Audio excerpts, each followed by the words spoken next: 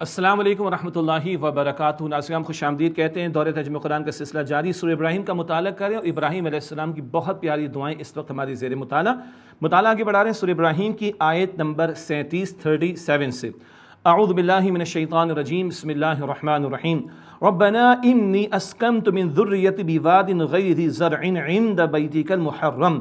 اے ہمارے رب، بے شک میں نے اپنی اولاد کے ایک حصے کو بغیر کھیتی والے میدان میں بسایا ہے تیرے محترم گھر کے پاس۔ مراد بی بی ہاجرہ علیہ السلام اور جناب اسماعیل تو ابھی چھوٹے ہیں، ان دونوں کو چھوڑ آئے ابراہیم علیہ السلام اللہ کے حکم پر مکہ مکرمہ کے پاس۔ بڑا مشہور واقعہ ہے، اور بی بی ہاجرہ کا ایمان، اللہ اکبر، آپ چلے جائیے، اللہ ہمیں ضائع نہیں کرے گا، اللہ اکبر۔ پھر وہاں سعی بھی ہے اور اللہ پر توکل ہے بی بی ہاجرہ کا، توکل اللہ پر، اپنی سی کوشش پانی کی تلاش، اللہ نے زمزم کو کر دیا جاری۔ ابراہیم علیہ السلام اللہ کے حکم پر دودھ پیتے بچے کو اور اپنی زوجہ کو بی بی ہاجرہ کو بے آباد زمین میں چھوڑ آئے۔ کیوں چھوڑ آئے؟ سنیے، ربنا لیقیموا الصلاۃ، اے ہمارے رب تاکہ وہ نماز قائم کریں۔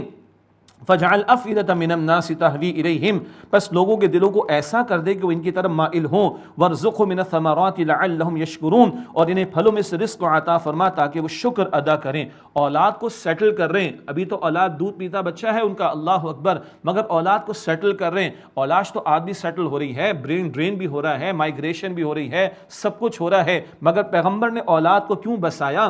پیغمبر نے اولاد کو مائگریشن کیوں کرائی؟ اللہ تیرے لیے نماز قائم کریں اور ایسا انتظام ہو کہ لوگوں کے دل یہاں پہ متوجہ ہوں، تیرا گھر آباد ہو، تیری بندگی کا سلسلہ جاری رہے۔ ہم اولاد کو کہاں سیٹل کرتے ہیں، کیا ان کے کیریئر بناتے ہیں؟ پیغمبر نے کہاں سیٹل کیا اور کیا آبجیکٹیو سیٹ کیا؟ چیک کر لیتے ہیں، اور چیک کرنا چاہیے۔ اور اللہ ان کو رزق عطا فرما، مکہ بے آباد زمین، چٹیل پہاڑ، اور آج دنیا کی ہر نعمت وہاں پر موجود، یہ ابراہیم علیہ السلام کی دعاؤں کی طفیل، مگر مقصد لعلہم یشکرون، تاکہ وہ شکر کریں۔ آج نعمتیں ہمارے پاس بھی ہیں، نا شکرے بن جائیں تو بات الگ ہے، کروڑوں سے اللہ نے ہمیں بہتر رکھا، اللہ مجھے اور آپ کو شکر ادا کرنے کی توفیق عطا فرمائے۔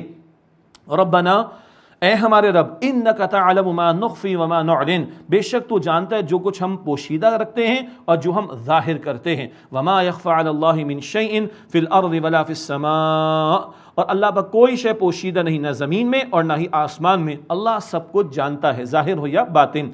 الحمدللہ الذی وہب لی علی الکبر اسماعیل و اسحاق، تمام شکر، تمام تعریف اللہ کے لیے جس نے بڑھاپے میں مجھے عطا فرمائے اسماعیل اور اسحاق۔ حضرت اسحاق کی ولادت کی بشارت ہم پڑھ چکے ہیں سورہ ہود میں بھی، جناب اسماعیل کا تذکرہ سورہ صافات میں آئے گا انشاءاللہ تعالی 23ویں پارے میں۔ ان ربی لسمیع الدعاء، بے شک میرا رب دعا کا خوب سننے والا ہے۔ مشہور دعا آگے آ رہی ہے، رب اجعلنی مقیم الصلاۃ ومن ذریتی، اے میرے رب مجھے نماز کا قائم کرنے والا بنا اور میری اولاد کو بھی، اپنی بھی فکر ہے، اپنی اولاد کی بھی۔ آج ہم غور کریں، اولاد کی فکر ہے کہ نہیں؟ ہم تو جا رہے ہیں شاید نماز کو، اولاد جا رہی کہ نہیں؟ ہم تو روزوں کا اہتمام کریں، لوگ اولاد کو توجہ دلا رہے ہیں کہ نہیں؟ ہم اپنے لیے جنت پسند کر رہے ہیں، اولاد کے لیے پسند کر رہے ہیں کہ نہیں؟ ہم دین سیکھنے کی اگر کوشش کریں، اولاد کے لیے پسند کر رہے ہیں کہ نہیں؟ پیغمبروں نے سکھایا اپنے ساتھ اپنے گھر والوں کی بھی فکر کرنی ہے۔ ربنا وتقبل دعاء، اے ہمارے رب میری دعا قبول فرما۔ ربنا اغفر لی ولوالدی وللمؤمنین یوم یقوم الحساب، اے ہمارے رب مجھے بخش دے اور میرے والدین کو اور ایمان والوں کو اس دن جب حساب قائم ہوگا۔ یہ ہم سب کے لیے دعا کا اہتمام کرنے کا طریقہ بتایا گیا، اپنے لیے دعا، ماں باپ کے لیے دعا اور تمام ایمان والوں کے لیے دعا کہ جب حساب کا دن قائم ہو، قیامت کا دن، اللہ ہم سب کو بخش دے۔ باقی ابراہیم علیہ السلام کے تعلق سے ایک بات ہم سورہ توبہ آیت نمبر 114 میں پڑھ چکے، جب کلیئر ہو گیا کہ آزر شرک پر ہی اڑا ہوا تو پھر آزر کے لیے دعا کرنا ابراہیم علیہ السلام نے چھوڑ دی تھی۔ وہ مسئلے کے طور پر نقطہ سورہ توبہ آیت 114 میں، اور عملی طور پر ہمارے لیے کیا؟ اپنے لیے، والدین کے لیے، تمام ایمان والوں کے لیے دعا کا اہتمام کرنا چاہیے۔ قیامت کے تعلق سے کلام ہے، وَلَا تَحْسَبَنَّ اللَّهَ غَافِلًا عَمَّا يَعْمَلُ الظَّالِمُونَ، اور اے مخاطب تم ہرگز گمان نہ کرنا کہ اللہ اس سے بے خبر ہے کہ جو ظالم کرتے ہیں۔ انما یؤخرهم لیوم تشخص فیہ الابصار، وہ صرف انہیں، یعنی اللہ انہیں صرف اس دن تک مہلت دیتا ہے جب آنکھیں پھٹی رہ جائیں گی دہشت کے مارے۔ مہطعین مقنعی رؤوسہم لا یرتد الیہم طرفہم، وہ اپنے سر کو اٹھائے ہوئے، اوپر کی طرف اٹھائے ہوئے دوڑتے ہوں گے اور ان کی نگاہیں ان کی طرف لوٹ نہیں سکیں گی، پھٹی کی پھٹی رہ جائیں گی۔ وافئدتہم ہوا، اور ان کے دل خوف کے مارے اڑے ہوئے ہوں گے، دہشت زدہ ہوں گے۔ یہ قیامت کا ہولناکی کا منظر. وَأَنذِرِ النَّاسَ يَوْمَ يَأْتِيهِمُ الْعَذَابُ فَيَقُولُ الَّذِينَ ظَلَمُوا رَبَّنَا أَخِّرْنَا إِلَىٰ أَجَلٍ قَرِيبٍ. اور لوگوں کو اس دن سے ڈرائیے جب ان پر عذاب آئے گا تو کہیں گے ظالم لوگ اے ہمارے رب ہم ایک تھوڑی سی مدت کے لیے مہلت دے دے. نجب دعوتک ونتبع الرسل کہ ہم تیری دعوت قبول کر لیں اور ہم تیرے رسولوں کی پیروی کر لیں. اب موقع نہیں ہے. اللہ فرمائے گا اولم تکونوا اقسمتم من قبل ما لکم من زوال. کیا تم اس سے پہلے قسمیں نہیں اٹھایا کرتے تھے کہ تمہارے لیے کوئی زوال کا معاملہ نہیں ہے؟ تم بے بڑا اپنے اوپر گھمنڈ تھا کہ ہمیں کوئی مٹا نہیں سکتا، ختم نہیں کر سکتا. وَسَكَنْتُمْ فِي مَسَاكِنِ الَّذِينَ ظَلَمُوا أَنفُسَهُمْ. اور تم رہے ان لوگوں کے گھروں میں جنہوں نے اپنی جانوں پر ظلم کیا تھا. مراد ہے کہ مشرکین، ان کے کھنڈرات تمہارے سامنے، ان کی عبرت کا سامان ان کا واقعات کا بیان تمہارے لیے عبرت کا سامان تھا. وَتَبَيَّنَ لَكُمْ كَيْفَ فَعَلْنَا بِهِمْ. اور تم پر ظاہر ہو گیا تھا کہ ہم نے ان سے کیسا سلوک کیا. وَضَرَبْنَا لَكُمُ الْأَمْثَالَ. اور ہم نے تمہارے لیے مثالیں بیان کر دی مگر تم نے عبرت حاصل کر کے اصلاح کا سامان نہیں کیا. وَقَدْ مَكَرُوا مَكْرَهُمْ وَعِندَ اللَّهِ مَكْرُهُمْ. اور انہوں نے خوب چالیں چلیں اور ان کی چالوں کا توڑ اللہ کے پاس تھا. وَإِنْ كَانَ مَكْرُهُمْ لِتَزُولَ مِنْهُ الْجِبَالُ. اور ان کی چالوں کا معاملہ تو ایسا تھا کہ اس سے پہاڑ ٹل جاتے، اتنی انہوں نے مخالفتیں کی مگر اللہ تعالیٰ نے ناکام فرما دیا کفار کی اور دین دشمنوں کی سازشوں اور چالوں کو، اور اللہ نے پیغمبروں کو استقامت عطا فرمائی. فَلَا تَحْسَبَنَّ اللَّهَ مُخْلِفَ وَعْدِهِ رُسُلًا. بس اے مخاطب تم ہرگز خیال نہ کرنا کہ اللہ اس کے خلاف کرے گا جو اس نے اپنے رسولوں سے وعدہ کیا. اِنَّ اللَّهَ عَزِيزٌ ذُو انتقام. بے شک اللہ زبردست بدلہ لینے والا ہے. اس میں عذاب کی دھمکی ہے کفار اور مخالفت کرنے والوں کے لیے، اور تسلی کا سامان پیغمبروں اور اہل ایمان کے لیے. یوم تبدل الارض غیر الارض والسماوات وبرزوا للہ الواحد القہار. جس دن اس زمین سے بدل دی جائے گی اور زمین، اور بدل جائیں گے آسمان، اور وہ سب ایک اللہ واحد اور قہار کل اختیار رکھنے والے قہر والے کے سامنے حاضر ہو جائیں گے. یہ نظام ختم، اب آخرت ہوگی، اس کے اپنے زمین و آسمان کے معاملات اور وہاں کی دائمی زندگی. وَتَرَى الْمُجْرِمِينَ يَوْمَئِذٍ مُقَرَّنِينَ فِي الْأَصْفَادِ. اور تم دیکھو گے اے مخاطب کہ مجرم اس دن باہم زنجیروں میں جکڑے ہوئے ہوں گے. دنیا میں عیاشیاں کی اور خوب لبرٹی کا فائدہ اٹھایا، ہم تو آزاد ہیں جو چاہیں سو کریں. کل مجرمین کو زنجیروں میں جکڑا جائے گا. سَرَابِيلُهُم مِّن قَطِرَانٍ وَتَغْشَىٰ وُجُوهَهُمُ النَّارُ. ان کے لباس گندھک کے ہوں گے اور آگ بھڑکے گی گندھک کی وجہ سے، اور آگ ان کے چہرے ڈھانپے ہوئے ہوگی. استغفر اللہ. ان چہروں پہ ناگواری کے اثرات تھے، حق کو سن کر. ان چہروں پر تکبر کے اثرات تھے. ایمان والوں کو دیکھ کر یہ چہروں پر بل آ جایا پیشانی پر بل آ جایا کرتے تھے. انہی چہروں پر کل آگ ہوگی اور آگ ان چہروں کو ڈھانپ لے گی. اور ہم پڑھ آئے ہیں معاملہ ختم نہیں ہوگا، مستقل عذاب دیا جائے گا. لیجزی اللہ کل نفس ما کسبت. تاکہ اللہ تعالیٰ ہر جان کو اس کے اعمال کی کمائی کا بدلہ دے. ان اللہ سریع الحساب. بے شک اللہ جلد حساب لینے والا ہے. یہ اللہ کا کلام ہے، یہ کوئی جھوٹ بات نہیں ہے معاذ اللہ. یہ محض کوئی ڈراوا نہیں ہے جیسے ہم بچوں کو ڈراتے ہیں کہ وہ آ جائے گا فلاں آ جائے گا. یہ اللہ کا کلام، یہ اللہ کا سچا کلام ہے. اور اللہ نے جہنم سے ڈرایا ہے. اللہ ہمیں جہنم سے بچائے اور اللہ ہمیں ایمان اور نیک اعمال کی توفیق دے تاکہ ہم جنت پائیں نہ کہ جہنم کی طرف جائیں. ھذا بلاغ للناس. یہ قرآن لوگوں کے لیے پیغام ہے. وَلْيُنذَرُوا بِهِ. اور تاکہ اس سے انہیں ڈرایا جائے مراد عذاب سے. وَلْيَعْلَمُوا. اور تاکہ وہ جان لیں انما هو الہ واحد. کہ بے شک وہ معبود واحد ہے اللہ. وَلْيَذَّكَّرَ أُولُو الْأَلْبَابِ. اور تاکہ عقل والے نصیحت حاصل کریں. سورہ ابراہیم کا بیان مکمل ہوا. اس کے بعد اگلی سورہ سورۃ الحجر ہے. یہ بھی ایک مکی سورت ہے. اس میں بھی سورہ ابراہیم کی طرح شروع اور آخر میں قرآن پاک کا تذکرہ، تینوں بنیادی ایمانیات، توحید، آخرت اور رسالت کا ذکر ہے. اللہ تعالیٰ کی قدرتوں کے نظاروں کا بیان بھی ہے، اور کچھ ذکر رسولوں کے حالات کا بھی ہمارے سامنے آئے گا. مکی صورتوں کے جو عمومی مضامین وہ یہاں پر آئیں گے. ایک بات یہاں پر ناظرین کرام نوٹ کیجیے گا، ہمارے جو پاکستان میں، انڈیا میں، بنگلہ دیش میں، انڈو پاک میں، ایشیا میں، یہ جو عام ہمارے ہاں قرآن پاک کے مصحف چھپتے ہیں، ان میں ایک آیت سورہ حجر کی پارہ نمبر 13 میں، باقی پوری سورت کی 98 آیات پارہ نمبر 14 میں ہیں. یہ تھوڑا عجیب محسوس ہوتا ہے. تو اس بات کو جان لیں، نبی اکرم صلی اللہ علیہ وسلم کے دور مبارک میں آیات ہیں اور سورتیں ہیں اور منزلیں ہیں، یہاں تک تعین ہوا تھا. یہ پاروں کی تقسیم بعد کے دور کی ہے، رکوعوں کی تقسیم بعد کے دور کی ہے. تو کہیں کہیں ذرا سا غیر مناسب سا معاملہ محسوس ہوتا ہے، جیسے کہ اس مقام پر ایک آیت ادھر، باقی پوری سورت 14ویں پارے میں. ہاں، عالم عرب میں جو مصحف چھپتے ہیں ان میں 14واں پارہ نمبر 14 وہ شروع ہی سورہ حجر سے ہوتا ہے. تو آیات صورتیں اور منزلیں، یہ دور نبوی میں کم و بیش ان کا معاملہ ہو گیا تھا طے۔ رکوع کی تقسیم، پاروں کی تقسیم، پھر یہ اعراب حرکات کا لگنا زبر زیر پیش، یہ بعد کے دور کی بات ہے، وہ پھر تفسیرات پڑھیں۔ قرآن کریم کی تدوین کے حوالے سے جو کتابیں ہیں، جو لیکچرز ہیں، ان سے استفادہ ہمیں کرنا چاہیے۔ آئیے سورہ حجر کا مطالعہ شروع کریں۔ بسم اللہ الرحمن الرحیم۔ الف لام را، حروف مقطعات، تلک آیات الکتاب و قرآن مبین، یہ آیات ہیں قرآن پاک یعنی کتاب کی، اور واضح روشن قرآن کی آیات ہیں۔ تو یہ کتاب کی آیات اور واضح روشن قرآن پاک کی آیات ہیں۔ واضح ہے، اس کی تعلیمات سمجھنے کے اعتبار سے بہت سادہ ہیں۔ ہاں، گہرائی کی بھی انتہا ہے کہ قیامت تک علم و حکمت کے موتی کھلتے چلے جائیں گے، لیکن بنیادی ہدایت کا سامان بڑی وضاحت کے ساتھ قرآن پاک میں آ گیا۔ 14ویں پارے کا آغاز ہے، ربما یود الذین کفروا لو کانوا مسلمین، کبھی کافر بھی تمنا کریں گے کاش وہ مسلمان ہوتے۔ موت کے وقت تمنا کرنے کا فائدہ نہیں ہے، جیسے کہ فرعون کا واقعہ ہم پڑھ چکے۔ ذرہم یأکلوا ویتمتعوا ویلہیہم الامل فسوف یعلمون، بس آپ اے نبی علیہ السلام انہیں چھوڑ دیجئے، یہ کھائیں اور کچھ فائدہ اٹھا لیں، اور امیدیں انہیں غفلت میں ڈالے رکھیں، بس فسوف یعلمون، بس ان قریب وہ حقیقت کو جان لیں گے۔ وما اہلکنا من قریۃ الا ولہا کتاب معلوم، اور نہیں ہلاک کیا ہم نے کسی بستی کو مگر اس کے لیے ایک لکھا ہوا وقت مقرر تھا۔ ما تسبق من امت اجلہا وما یستأخرون، نہ کوئی امت سبقت کرتی اپنے وقت مقررہ سے اور نہ وہ پیچھے رہتے ہیں، ہر ایک کے لیے وقت معین۔ میں نے پہلے بھی عرض کیا تھا، مکی صورتوں کے مضامین میں تشریحات کم ہیں، اس وجہ سے بھی کہ خود اللہ تعالیٰ نے بار بار ان موضوعات کو دہرایا ہے۔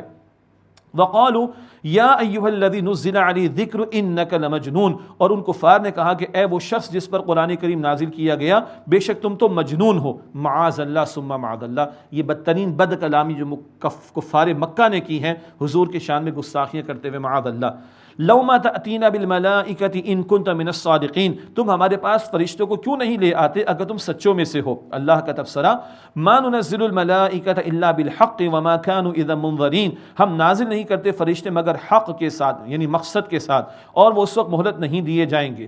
فرشتے تمہاری خواہشات پر نازل نہیں کریں گے۔ کبھی تو فرشتے بھیجے جاتے ہیں قوموں کو عذاب دینے کے لیے، جیسے کہ لوط علیہ السلام کی قوم کو تباہ کرنے کے لیے فرشتے بھیجے گئے تھے، تو تمہاری فرمائش پہ فرشتوں کا معاملہ نہیں ہوگا، اللہ کے حکم کے مطابق، اس کی مشیت کے مطابق فرشتوں کا نزول، اور جب عذاب کا فیصلہ لے کے فرشتے آئیں گے تو مہلت نہیں دی جائے گی۔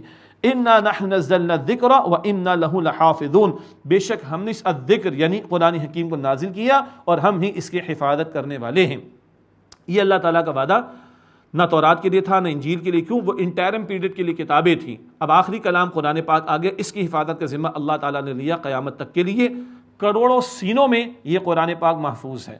دنیا میں کوئی کتاب نہ ہو، کوئی ایپلیکیشن اویلیبل نہ ہو، کوئی ویب سائٹ پر کوئی کنٹینٹ اویلیبل نہ ہو، تمام کے تمام قرآن پاک کے نسخے اگر موجود نہ ہو، تب بھی کروڑوں سینوں کے اندر اللہ تعالیٰ نے اس کو محفوظ کر دیا۔ دنیا کی کسی کتاب کے بارے میں یہ انتظام نہیں ہوا۔ باقی قرآن پاک حفظ کے ذریعے بھی محفوظ ہوا، کتابت کے ذریعے محفوظ ہوا، تدریس و تعلیم کے ذریعے محفوظ ہوا، عمل کے ذریعے محفوظ ہوا۔ دوبارہ قرآن پاک حفظ کے ذریعے سے، قرآن پاک کتابت کے ذریعے سے، قرآن پاک تدریس کے ذریعے سے، اور قرآن پاک عمل کے ذریعے سے محفوظ ہوا، اور کروڑوں سینوں میں اللہ تعالیٰ نے اس کو محفوظ کیا۔ اور یہ نماز تراویح کا انتظام کیا ہے؟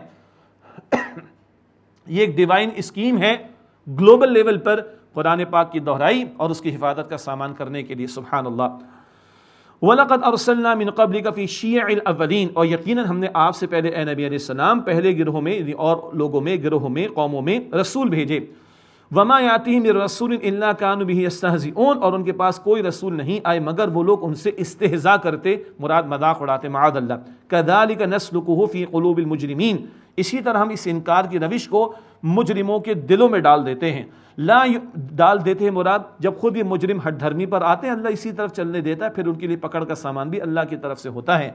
لا یؤمنون بہ وقد خلت سنت الاولین، وہ اس قرآن کریم پر ایمان نہیں لائیں گے اور پچھلے لوگوں کا طریقہ یقیناً چلا آیا ہے۔ کیا مطلب؟ انکار کا، اور انکار کرنے والے پھر پکڑ میں مبتلا ہوئے اللہ کی، یہ اللہ کا طریقہ چلا آیا ہے۔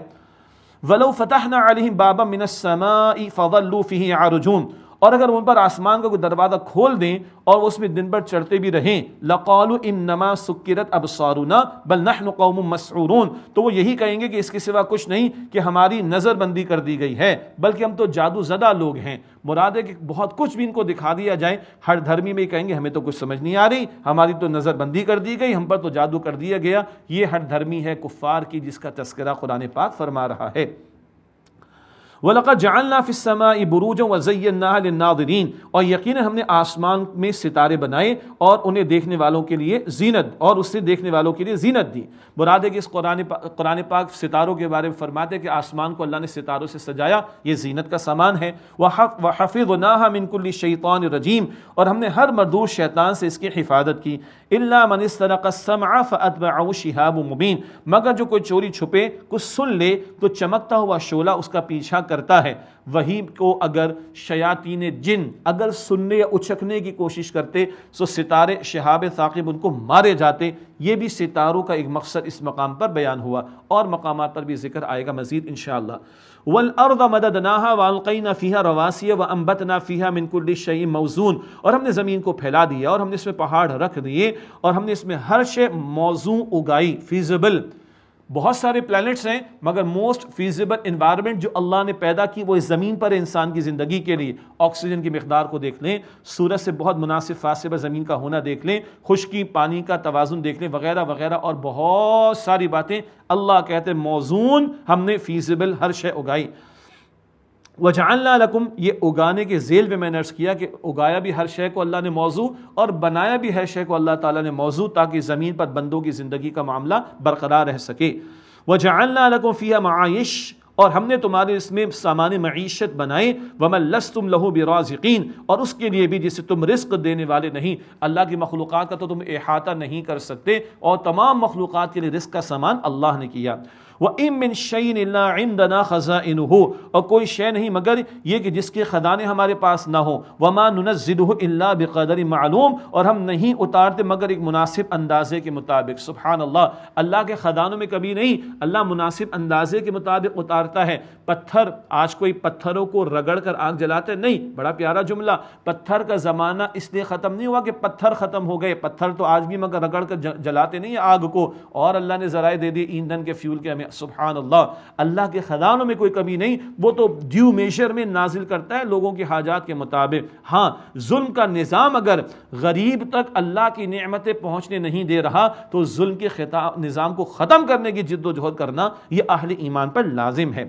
وَأَرْسَلْنَا الرِّيَاحَ لَوَاقِحَ، اور ہم نے ہوائیں بھیجی پانی سے بھری ہوئی۔ فَأَنزَلْنَا مِنَ السَّمَاءِ مَاءً، پھر ہم نے آسمان سے بارش کو برسایا۔ فَأَسْقَيْنَاكُمْ، پھر وہ ہم نے تمہیں پلایا۔ وَمَا أَنْتُمْ لَهُ بِخَازِنِينَ، اور تم اس کے خزانے جمع کرنے والے نہیں۔ اتنا پانی برستا ہے، اللہ گلیشیئرز کی صورت میں اسٹور کر دیتا ہے، سارا بہہ کر نیچے آ جائے تو کیا حال ہو جائے گا شہر والوں کا، ویسے بھی سیلاب وغیرہ آ جائے کرتے ہیں۔ ان گلیشیئرز کی صورت میں اللہ برف کی صورت میں جما دے، پھر ان کو پگھا لے، اور پھر وہ دریاؤں میں، پھر سمندروں میں پانی، پھر ایویپریشن کا معاملہ، پھر بارش کا سلسلہ، وہ واٹر سائیکل کا معاملہ، کس قدر اللہ کی قدرت کی نشانی ہے۔ وَإِنَّا لَنَحْنُ نُحْيِي وَنُمِيتُ، اور بے شک ہم ہی زندگی دیتے ہیں اور ہم ہی موت دیتے ہیں۔ وَنَحْنُ الْوَارِثُونَ، اور بے شک ہم ہی وارث ہیں۔ سب مر جائیں گے تو سارا وارث کا بننے کا معاملہ کس کا ہوگا؟ کوئی وارث تو بچے گا نہیں۔ کون ہوگا اصل وارث؟ اللہ سبحانہ وتعالی۔ وَلَقَدْ عَلِمْنَا الْمُسْتَقْدِمِينَ مِنْكُمْ وَلَقَدْ عَلِمْنَا الْمُسْتَأْخِرِينَ، اور یقیناً ہمیں معلوم ہے تم میں سے آگے بڑھ جانے والے، اور ہمیں معلوم ہے تم میں سے پیچھے رہ جانے والے۔ کون دنیا میں آگے بڑھ رہا ہے اور کون دین میں آگے بڑھ رہا ہے، اللہ کو معلوم۔ کون آخرت کا طلبگار ہے اور کون آخرت کا طلبگار نہیں ہے، کون کس معاملے میں آگے چلا گیا پیچھے رہ گیا، سب کو اللہ سبحانہ وتعالیٰ جانتا ہے۔ کون دنیا سے چلا گیا، کون ابھی پیچھے جانے والے ہیں اور آنے والے، سب کو اللہ جانتا ہے۔ وَإِنَّ رَبَّكَ هُوَ يَحْشُرُهُمْ، اور بے شک آپ کا رب ہی انہیں روز قیامت جمع فرمائے گا۔ إِنَّهُ حَكِيمٌ عَلِيمٌ، بے شک وہ اللہ حکمت والا، علم رکھنے والا ہے۔ اگلے رکوع میں، تیسرا رکوع ہے، آدم علیہ السلام کی تخلیق کا تذکرہ، انسان کے شرف کا بیان، اور پھر ابلیس کا تذکرہ آئے گا، اور یہ تیسری مرتبہ واقع اب ترتیب تلاوت کے مطابق آ رہا ہے۔ وَلَقَدْ خَلَقْنَا الْإِنسَانَ مِنْ صَلْصَالٍ مِنْ حَمَإٍ مَسْنُونٍ، اور یقیناً ہم نے انسان کو پیدا کیا ایک کھنکھناتے ہوئے یعنی بجتے ہوئے سیاہ سڑے ہوئے گارے سے۔ اب یہ بڑے سٹیجز ہیں، ان کی تفصیل کا تو موقع نہیں ہے، تفاسیر کا مطالعہ کیجئے گا۔ اللہ نے مٹی سے بنایا، تراب کہتے ہیں، اس میں پانی ملایا جائے بھیگ جائے تو اس کو طین کہا جاتا ہے، اور جب وہ ذرا گوند دی جائے لیس سا ہو جائے تو اس کو حمیم مسنون کہا جاتا ہے، جس کا ہم نے ترجمہ گارا کیا، اور جب وہ اس میں بجنے کی سی ذرا آواز سی آئے تو اس کو سلسال کہا جاتا ہے۔ یہ ڈیفرنٹ اسٹیجز ہیں، یہاں 2 کا ذکر آ رہا ہے۔ کس سے پیدا کیا؟ من سلسال من حمیم مسنون، ایک کھن کھناتے ہوئے بجتے ہوئے سیاہ سڑے ہوئے گارے سے، جس میں لیس سے آ جائے ذرا سی بو بھی آئے۔ والجان خلقناہ من قبل من نار السموم، اور جنات کو اس سے پہلے اللہ فرماتے ہیں ہم نے بے دھوئیں کی آگ سے پیدا کیا، آگ کی لپٹ جس میں دھواں نہ ہو۔ تو انسان مٹی سے اور جنات دھوئیں یعنی آگ سے پیدا کیے گئے۔ وَإِذْ قَالَ رَبُّكَ لِلْمَلَائِكَةِ إِنِّي خَالِقٌ بَشَرًا مِّن صَلْصَالٍ مِّنْ حَمَإٍ مَّسْنُونٍ، اور یاد کیجئے جب آپ کے رب نے فرشتوں سے فرمایا کہ بے شک میں انسان کو بنانے والا ہوں ایک کھن کھناتے ہوئے بچتے ہوئے سیاہ سڑے ہوئے گارے سے۔ فَإِذَا سَوَّيْتُهُ وَنَفَخْتُ فِيهِ مِن رُوحِي فَقَعُوا لَهُ سَاجِدِينَ، پھر جب میں اسے درست کر لوں، مراد خاک کے وجود کو پورا کر لوں اور اس میں اپنی روح میں سے پھونک دوں، فَقَعُوا لَهُ سَاجِدِينَ، تو اس کے لیے سجدے میں گر جانا۔ یہ انسان کا شرف اور عزت کا مقام بیان ہو رہا ہے۔ مٹی کا وجود اہم نہیں، وہ تو جانوروں کے پاس بھی ہاتھ پیر ہوتے ہیں، شرف ہے روح کی بنیاد پر۔ جب انسان میں روح ڈالی گئی، آدم علیہ السلام میں روح ڈالی گئی، اب سجدہ کرایا گیا ہے، اس روح کی بنیاد پر انسان کی عزت اور عظمت ہے۔ یہ بات سورہ اعراف آیت نمبر 172 کے ذیل میں بھی ہم پڑھ آئے ہیں۔ فسجد الملائکۃ کلہم اجمعون، پس سجدہ کیا سب کے سب فرشتوں نے، تمام کے تمام نے، الا ابلیس، سوائے ابلیس کے، ابا ان یکون مع الساجدین، اس نے انکار کیا کہ وہ سجدہ کرنے والوں کے ساتھ ہو۔ قال یا ابلیس ما لک الا تکون مع الساجدین، اللہ نے فرمایا کہ اے ابلیس تجھے کیا ہوا کہ تو سجدہ کرنے والوں کے ساتھ نہ ہوا؟ قال لم اکن لاسجد لبشر خلقته من صلصال من حمأ مسنون، اس نے کہا کہ میں ایسا نہیں کہ سجدہ کروں اس انسان کو جس کو تو نے اے اللہ کھن کھناتے ہوئے سیاہ سڑے ہوئے گارے سے پیدا کیا ہے۔ معاف کیجئے گا ناظرین کرام۔ قال فخرج منها فانک رجیم، اللہ نے فرمایا بس یہاں سے نکل جا، بے شک تو مردود ہے رحمت سے دور۔ وان علیک اللعنۃ الی یوم الدین، اور بے شک تجھ پر بدلے کے دن تک لعنت ہے۔ قال رب فانظرنی الی یوم یبعثون، اس نے کہا کہ اے میرے رب مجھے اس دن تک مہلت دے دے جس دن مردوں کو دوبارہ زندگی دی جائے گی۔ قال فانک من المنظرین، اللہ تعالیٰ نے فرمایا کہ بے شک تو مہلت دیے گئے لوگوں میں سے ہے، الی یوم الوقت المعلوم، اس دن تک جس کا وقت مقرر ہے۔ اللہ نے مہلت دے دی، اللہ کی مشیت۔